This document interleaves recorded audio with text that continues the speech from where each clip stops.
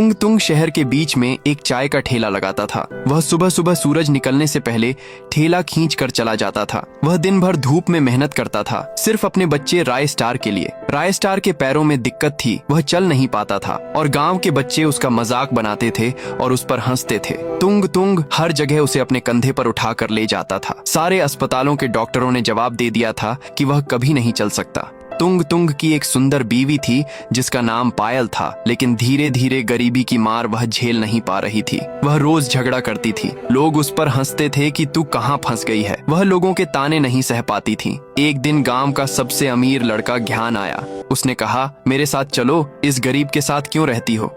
यह बात पायल के दिल में समा गई। वह रात को चुपके से ज्ञान के साथ भाग गई। सुबह तुंग तुंग ने उसे ढूंढा, मगर वह कहीं नहीं मिली।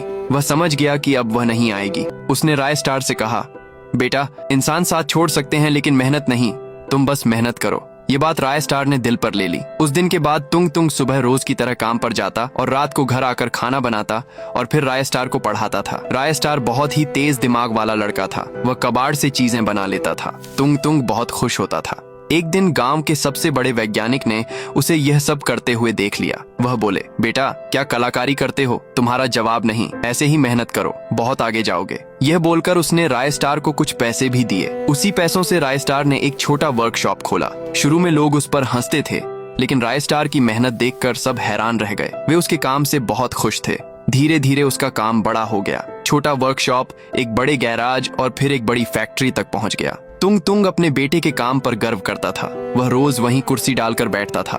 दूसरी तरफ ज्ञान ने जल्दी अमीर होने के चक्कर में लोगों से कर्ज लेकर अपना सारा काम धंधा कर लिया और वह और पायल एक छोटे से घर में रहने लगे। एक दिन काम के सिलसिले में वे उसी फैक्ट्री गए। ऊपर जाकर जब उन्होंने बॉस को देखा तो दंग रह गए। राय स्टार उन्हें देखकर हंसा और बोला, इंसान को अपनी मेहनत पर भरोसा रखना चाहिए, पैसा खुद उसके पास आता है। ये सुनकर दोनों ने अपने सिर झुका ली।